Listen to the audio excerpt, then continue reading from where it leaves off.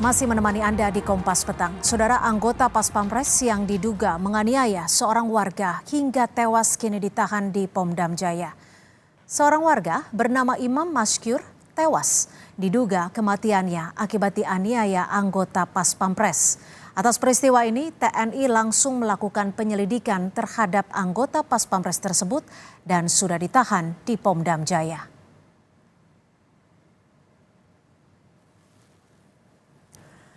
Panglima TNI Laksamana Yudho Margono telah merespon kasus ini. Panglima telah memerintahkan agar proses hukum kasus ini terus dikawal.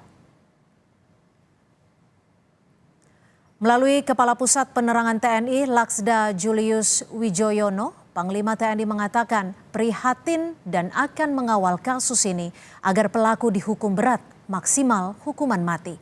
Minimal hukuman seumur hidup dan pasti akan dipecat dari TNI karena termasuk tindak pidana berat, melakukan perencanaan pembunuhan.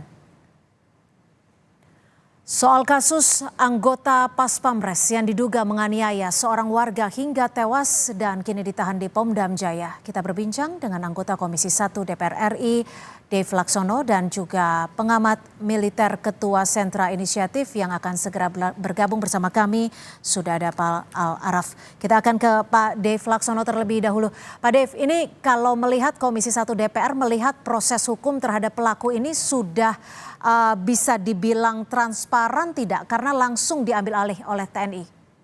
Iya, jadi kan memang ada peraturan dan juga perundang-undangan yang kita harus kita ikutin. Yaitu pertama kan memang sudah ditahan, sudah diamankan, lalu berproses pemeriksaan dan juga nanti pada saat penuntutannya terus kita minta disampaikan ke publik secara terbuka. Dan itu adalah tugasnya baik dari Puspom sendiri dan juga Auditor Militer dan juga mungkin dari Kejaksaan Agung kan sudah ada kamar pidana militer ya.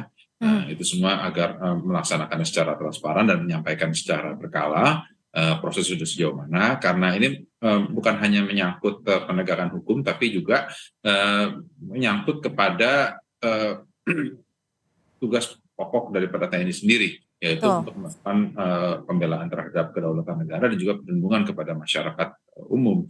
Nah, di sini jelas-jelas pelanggarannya itu berlapis. Seorang personel TNI bukannya melindungi dan juga mengamankan NKRI, tapi malah justru melakukan pemerasan, penculikan, penyiksaan hingga berakhir kepada pembunuhan. Oke, Pak Dev, kalau dilihat ini kan korbannya merupakan warga sipil. Nanti bentuk pengawasan dari Komisi 1 akan seperti apa nih? Ya, kita akan minta rapat dengan Mabes TNI dilakukan secara berkala. Dan pertama kan yang terdekat ini rapat berkaitan tentang anggaran. Kita dapat menyampaikan di situ dalam kerangka anggaran apakah anggaran TNI yang jumlahnya itu sudah ratusan triliun itu sudah dialokasikankah untuk melakukan pendidikan dan juga pembinaan terhadap personilnya, dan seberapa dalam dan juga seberapa intens untuk melakukan pendidikan dan juga pembinaan kepada personilnya, bukannya melindungi, tapi harus dipastikan bahwa mereka itu baik kesejahteraannya ataupun juga pendidikannya kepada personel TNI itu benar-benar mencakupi segala macam level, sehingga tidak ada lagi pemikiran-pemikiran ataupun konsep-konsep yang bisa merujuk ataupun juga mengarah kepada penindasan kepada masyarakat. Oke, kalau menurut Anda sendiri ini kan ada penganiayaan, ada juga pemerasan dengan jumlah 50 juta rupiah. Kalau Anda melihatnya apa yang menjadi akar ataupun faktor utama hal ini bisa terjadi dilakukan oleh oknum anggota TNI kepada warga sipil? Ya, kalau untuk hal sedalam itu agak sulit ya kita sampaikan sekarang ini. Kenapa? Karena kan informasi yang saya terima hampir sama dengan informasi yang masyarakat umum secara terima.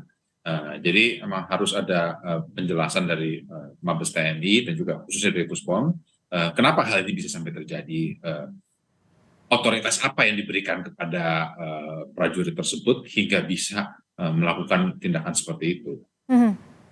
Tapi kalau menurut Anda apakah ada faktor merasa berkuasa dari anggota TNI tersebut atau bagaimana sehingga bisa dengan mudahnya melakukan pemerasan hingga penganiayaan? Ya mungkin sih gampang kita berkesimpulan seperti itu ya, karena mengingat ini adalah TNI, apalagi mereka adalah Puspom ya, akan tapi ya sampai dengan penyidikannya itu selesai dan rampung dan ada keputusan dan juga kesimpulan yang resmi, nah itu baru kita bisa tahu benar-benar duduk perkaranya seperti apa. Oke, Pak Dev, ini kan karena ini adalah anggota TNI dan kasusnya langsung diambil alih oleh TNI, apa nanti yang akan dipastikan oleh Komisi 1 DPR agar hal ini bisa dilakukan pengawasan secara menyeluruh, secara bersama, sehingga masyarakat juga bisa menjadi faktor pengawas? Ya, ada berbagai macam faktor ya. Pertama ya, kita kan melakukan rapat secara berkala. Kita terus dapat bisa mempertanyakan dan juga bisa bagian dari kesimpulan setiap rapat bahwa semua kasus-kasus pidana militer ya, kan seperti kayak misalnya kasus kemarin yang dengan Kepala Basarnas ataupun kasus lainnya, itu dapat disampaikan kepada publik melalui forum media ataupun juga melalui forum media sosial ataupun juga melalui website TNI, sehingga prosesnya itu dilakukan secara terbuka. Nah, itu ada satu hal. Nah, tapi yang pasti itu kita terus menuntut agar ada keterbukaan sehingga ada kejelasan kasus hukum itu dan berlanjut sampai mana dan juga harus ada kepastian sehingga keadilan itu benar-benar. Baik, saat ini sudah bergabung bersama kami Pak Al Araf, pengamat militer dan juga Ketua Sentra Inisiatif. Langsung saja Pak Araf, kalau Anda melihatnya kasus ini proses hukumnya sudah diambil alih oleh TNI, seperti apa pengawalan yang paling tepat agar kasus ini bisa terkontrol? Ya, memang kekerasan dan kejahatan yang terjadi ini satu tindakan yang kejam dan keji serta tidak manusiawi ya. Sehingga kemudian tindakan seperti ini yang dilakukan oleh oknum aparat militer tidak bisa dibenarkan dengan alasan apapun. Dalam negara hukum tentu upaya-upaya mengungkap kasus kejahatan seperti ini harus diadili dalam satu peradilan yang fair and trial, peradilan yang adil dan baik.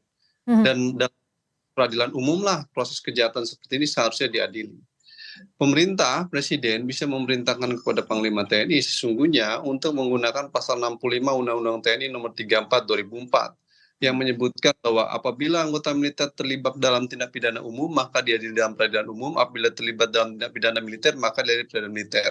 Kejahatan yang terjadi terhadap warga Aceh tersebut merupakan satu kejahatan yang tergolong dalam tindak pidana umum sehingga satu proses peradilannya harus dilakukan melalui peradilan. Sebenarnya ini yang dilakukan dalam upaya mengungkap kejahatan yang terjadi gitu. Jika pemerintah mau melakukan upaya menegakkan hukum dalam konteks negara hukum yang benar, karena di dalam negara hukum ada azas prinsip bahwa warga negara harus sama di hadapan hukum atau equality before the law. Siapapun warga negara Indonesia harus tunduk atas satu kedudukan hukum yang sama. Gitu. Tapi apakah ada urgensi khusus sehingga Anda melihat bahwa peradilan umum lebih tepat untuk menangani kasus ini? Ya, urgensi khusus adalah hal ini merupakan suatu keharusan konstitusional, Mbak. Karena prinsip negara hukum dan persamaan di hadapan hukum itu satu prinsip yang didasarkan pada azas konstitusional yang diatur dalam konstitusi Indonesia. Dan kemudian dalam pasal 65 Undang-Undang TNI juga dilakukan. Jadi upaya memproses dalam satu peradilan umum adalah upaya untuk membawa konstitusi kita menjadi lebih tegak dan lebih benar gitu. Nah ini yang harus dilakukan oleh pemerintah, ya, ini menegakkan konstitusi dengan membawa kasus-kasus ke dalam satu peradilan umum siapapun dia yang melakukan kejahatan termasuk oknum anggota TNI. Yang kedua, ada presiden dalam beberapa pengalaman sebelum ini, beberapa kasus-kasus yang terjadi, baik itu di Papua ataupun di Yogyakarta, beberapa kasus lainnya, kecenderungan menghukumnya seringkali menghasilkan satu penghukuman yang ringan. Nah, ini yang kemudian menimbulkan problematik kejahatan pidana dengan hukuman yang ada di dalam KUHP, kemudian jauh lebih rendah dalam satu proses peradilan militer. Ini yang disebut bahwa mekanisme militer. Tapi bukan, maaf saya potong, tapi bukankah komitmen dari Panglima sendiri sudah tegas mengatakan hukuman terberat adalah hukuman mati atau seumur hidup? Saya menghormati sikap Panglima TNI yang cukup tegas di dalam memproses ini dan meminta agar proses peradilan ini dilakukan dengan hukuman yang tegas dan keras gitu. Tetapi persoalan kita adalah proses ini akan berjalan masih panjang ke depan karena proses persidangan kan kemudian akan melakukan proses tahapan-tahapan yang panjang. Kita menginginkan kepastian kepada korban dan keluarga korban bahwa mereka mendapatkan transparansi, akses informasi, akuntabilitas dalam proses peradilannya dan mekanisme peradilan umum jauh lebih tepat gitu. Tapi kalau kemudian ini menjadi satu persoalan yang rumit, tentu kita harus menegaskan bahwa pemerintah dan presiden bisa menegakkan ini dengan memerintahkan kepada Panglima agar proses peradilannya fair and Oke. trial. Oke, Tapi Pak Araf, kalau memang nanti prosesnya sesuai kewenangannya saat ini kan memang ada di peradilan militer. Jika memang tetap ada di peradilan militer, apakah ada kekhawatiran tertentu yang sekiranya bisa menjadi sorotan Anda? ya, pengalaman selama ini proses peradilan militer seringkali tertutup, tidak transparan, tidak akuntabel, akses informasi terbatas, ruang kuasa hukum terbatas, dan hak kuasa hukum juga menjadi terbatas. Sehingga kemudian ini menjadi problematik gitu. Belum lagi kemudian ankum, atasan yang berhak menghukum juga menjadi masalah gitu. Nah, dalam konteks itu maka peradilan militer memang sejak awal didesain pada era 97 ketika Soeharto mau jatuh itu untuk menjadi sarana impunitas kekebalan bagi rezim Soeharto dan oknum-oknum anggota militer pada masa Orde Baru sebagai sarana untuk melindungi mereka gitu. Oleh karena itu Undang-Undang 3197 tentang peradilan militer memang sudah tidak sesuai dengan semangat reformasi. Karena itulah tetap DPR mandat rakyat Mbak di dalam TAP nomor 7 2000 harus DPR dan pemerintah mereformasi Undang-Undang Peradilan Militer 7. Baik, saya akan ke Pak Dev. Pak Dev, apakah Komisi 1 DPR RI memiliki kekhawatiran yang sama? Ya, ada beberapa hal yang kita lihat dan kita telisik ya. Akan tapi kami masih yakin bahwa sistem peradilan militer ini masih bisa dan sanggup dan mampu dan akan menghukum seberat-beratnya kepada mereka yang benar-benar bertanggung jawab dan yang melakukan. Begitu juga komitmen dari pimpinan TNI, baik dari Panglima TNI, Kepala Staf dan semua Puspom, bahwa mereka yang melanggar patut dihukum seberat-beratnya. Apalagi ini menyangkut penghilangan secara paksa nyawa orang. Nah, dan itu semua kita pegang terus janjinya, dan bila mana memang ada niatan dari pemerintah untuk melakukan reformasi peradilan militer, ya kami DPR pada dasarnya pasti akan menerima dan siap untuk. Kalau kecenderungannya Anda lebih condong kemana untuk penanganan kasus ini, peradilan militer atau peradilan umum?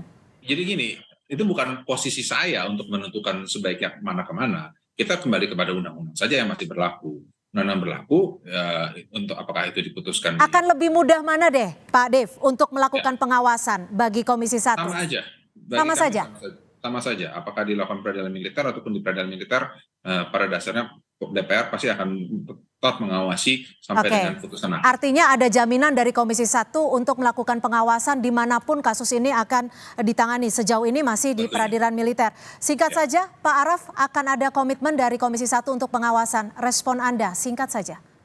Ya, ini pekerjaan rumah Komisi 1, saya Bung Dev ya, bahwa peristiwa-peristiwa seperti ini pada akhirnya ke depan harus tidak berulang kembali dengan kontroversi mekanisme apa yang digunakan. Oleh karena itu Tetapan MPR nomor 7 tahun 2000 itu harus diimplementasikan dengan cara pemerintah mengajukan revisi Undang-Undang 3197 tentang peradilan militer untuk reformasi peradilan militer, sehingga kalau ada kejahatan seperti ini tidak lagi didiskusikan tetapi langsung masuk peradilan umum. Dan tugas Komisi 1 DPR juga bisa menggunakan hak inisiatif dia untuk melakukan perubahan Undang-Undang 3197 itu. Jauh lebih baik. Ini ada situasi kedaruratan. Jauh lebih bagus kalau kemudian Presiden memiliki keberanian untuk membuat perpu atas Undang-Undang 3197. Baik, kami sudah cukup tangkap apa yang ingin Anda sampaikan. Terima kasih sekali lagi Pak Al Araf, pengamat militer dan juga Ketua Sentra Inisiatif sudah bergabung bersama kami di Kompas Petang. Serta Pak Dev Laksono, anggota Komisi 1 DPR RI. Terima kasih untuk waktu dan perspektifnya di Kompas Petang. Selamat sore.